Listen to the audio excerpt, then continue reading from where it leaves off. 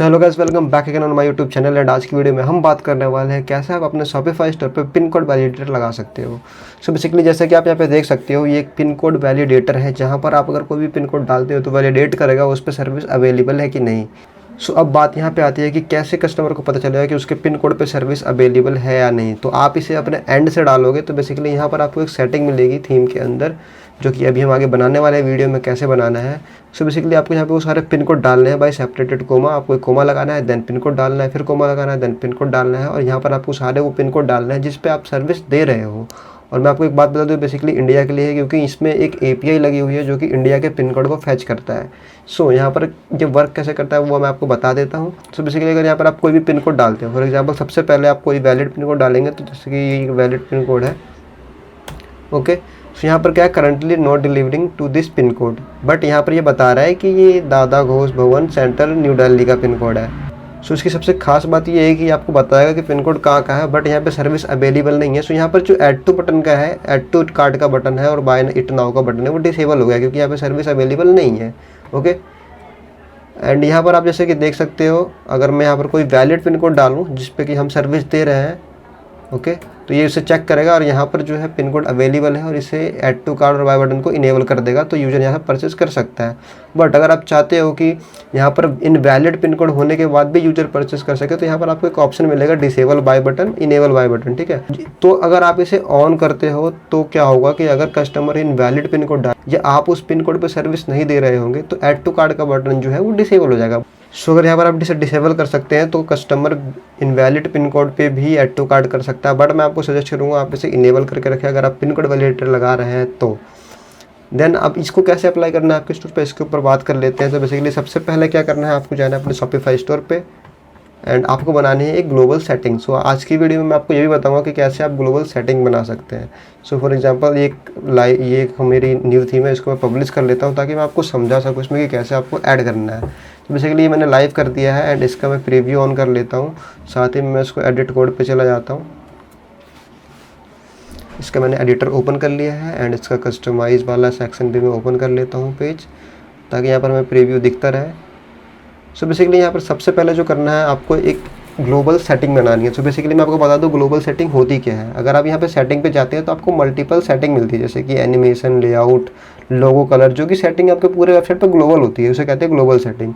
सो इसमें कोई सेटिंग बनाने के लिए आपको क्या करना है, थीम एडिटर में जाना है एंड यहाँ पर आपको एक फाइल मिलता है जिसका नाम होता है कन्फिग का। तो यहाँ पर इसके अंदर आपको एक फाइल मिलेगी कन्फिग का, आपको सिंपल इसे ओपन करना है और यहाँ पर आपको एक फाइल मिलेगी जैसे कि सेटिंग _schema.json। सिंपल आपको इसको ओपन करना है। ओपन करने के बाद आपको एक न्यू सेटिंग बनानी है। तो इसके जस्ट नीचे हम एक नया सेटिंग बनाने वाला है, उसके लिए मैंने एक सेटिंग बना रखी है। तो सिंपल आपको कॉपी पेस्ट कर देना है, यहाँ से उठा के कोड मैं आपको डिस्क्रिप्शन में दे दूंगा। यहाँ पर सेटिंग को मैं समझा देता हूँ क्या है। नेम, सेटिंग का नेम पिन कोड है एंड टाइप टेक्स्ट एरिया है जिसके अंदर आप पिन कोड डालेंगे एंड सेकंड जो टाइप है वो चेक बॉक्स है। सो बेसिकली ये इसकी सेटिंग है। जैसे आप इस सेटिंग को डाल के सेव करोगे तो आपके सेटिंग में सेटिंग अवेलेबल हो जाएगी। फॉर एग्जांपल मैं इसे रिफ्रेश करता हूँ सेव करके, तो यहाँ पर मुझे एक सेटिंग देखने को मिलेगी जिसका नाम होगा पिन कोड।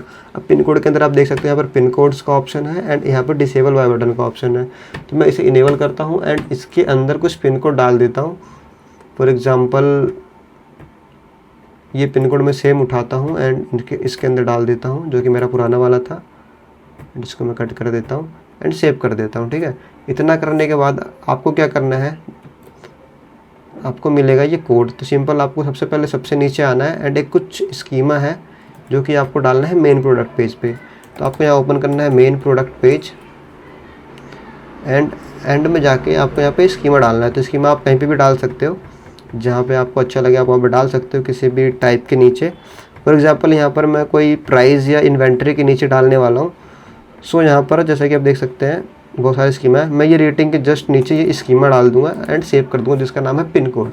अब इस रेटिंग के बेस पे मैं इसको कॉल करवाऊंगा। तो यहाँ पर मेरे पास एक पूरा कोड पड़ा हुआ है स्क्रिप्ट के साथ जो कि मैंने लिखा है, ओके। सो मैं इसको कॉपी करूँगा एंड यहाँ पे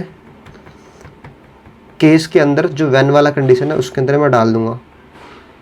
सो ये वैन रेटिंग है, वैन रेटिंग के जस्ट ऊपर में से पेस्ट कर दूंगा और सेव कर दूंगा। जैसे मैं इसे सेव करूँगा मेरा काम खत्म हो जाएगा। यहाँ पे मुझे कुछ नहीं करना, सिंपल मुझे जाना है इस थीम के अंदर और किसी भी प्रोडक्ट को ओपन करना है। फॉर एग्जांपल मैं इस प्रोडक्ट को ओपन करता हूँ, ओके।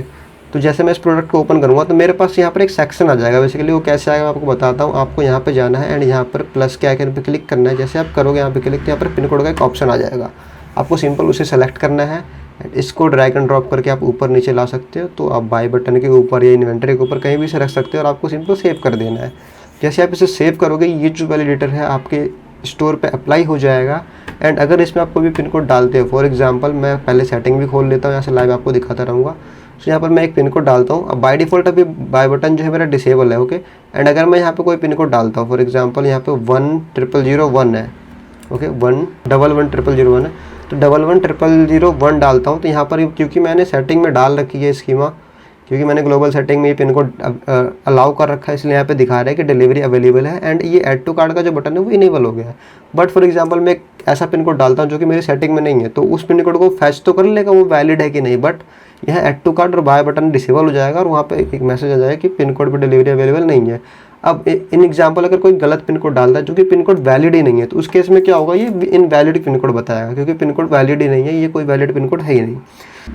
सो ये थी आज की वीडियो अगर आपको अच्छी लगी हो तो चैनल को सब्सक्राइब जरूर करना और चैनल पर नए हो तो चैनल को लाइक जरूर करना। सो मिलते हैं इस तरह के नेक्स्ट वीडियो में, जब तक के लिए बाय बाय, टाटा।